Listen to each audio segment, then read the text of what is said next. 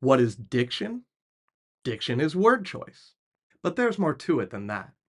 Reading for diction means understanding the difference between the connotative and the denotative definitions of words. Robert Hayden, the first African American poet laureate of the United States, certainly understood this difference when he wrote his beloved poem, Those Winter Sundays. And you will understand the difference too after today's episode on diction.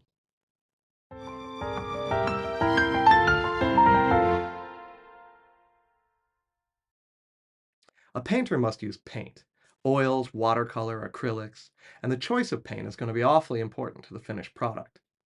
That choice is going to lend the artist's work its color and texture. In the same way, a writer uses words, diction.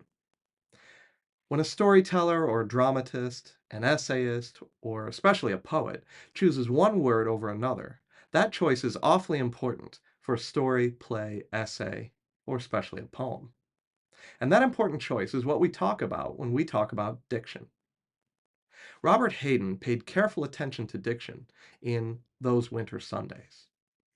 The poem is about a father's unspoken love for his son, and the idea is conveyed through images of the father rising very early on winter Sundays to build a fire in the fireplace and polish his son's shoes for church. Hayden writes that his father made banked fires blaze. No one ever thanked him. Banked is an important word. The internal rhyme with thanked draws attention to it. We might not be familiar with the word banked being used in this sense, banked fires. We probably think of the word bank first when referring to a building where people store their money. When we encounter an unfamiliar word, or a familiar word used in an unfamiliar way, we might guess at its meaning from context, forming a connotative or implied but inexact definition. This may work very early in elementary school, when one is just learning to read and encountering the first tier of vocabulary, that is, simple words. More advanced students, however, should seek out a precise definition from a dictionary in order to find the denotative, or explicit and exact definition, especially as they encounter second tier vocabulary, that is, more complex words in their reading. Banked is a second tier vocabulary word. It is complex, having more than one meaning. While cat and book, catch and sit are all first tier words, others such as cacophony and adamantine, meditate and echelon, and banked are firmly in the second tier. Words from the first tier are quite common, and we learn them primarily through speaking with our parents and peers as children. Words from the second tier are still common, but they have more complex definitions or multiple meanings, and we learn them primarily by reading. Some second tier words, in fact, originate in literary stories. For example, Procrustean or Protean. Reading and learning new second tier words by looking them up may be a painstaking process, but the reward is a more precise vocabulary and so more precise thinking.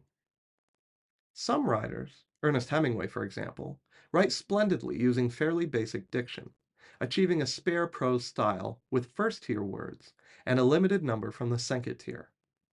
Others, Nathaniel Hawthorne for example, use more words from the second tier. Whatever a given writer's style, when we close read for diction, we ask, what are all the meanings of that word? So once you have looked up and understood various denotative definitions of a complex second tier word, you can think about how the connotative and denotative meanings work together. And this is how you really close read for diction. Getting back to Hayden's poem, we find that while a bank is an establishment where money is held, the word banked means to have piled ash around the embers of a fire to restrict the flow of air and keep the fire alive, so it may be revived later on. So the word banked conjures an image of the father having preserved the fire and brought it to life again early on a cold winter morning. The image is perhaps symbolic of the father's role in keeping the family alive through his labor. And if you want to learn more about imagery or figures of speech such as symbol, you should subscribe to my channel and watch the other videos in this series on the 7 elements of literature. You can also visit my website, misterdoctorcoachguy.com, to learn more. In the third and final stanza of Hayden's poem, the speaker finally gets out of bed and comes downstairs, only to speak indifferently to his father, who had polished his son's shoes and driven out the cold. And in the final lines, the son, now older, is looking back and realizing he did not appreciate his father. What did I know? What did I know of love's austere and lonely offices? And so the poem turns on another important word choice, the word austere.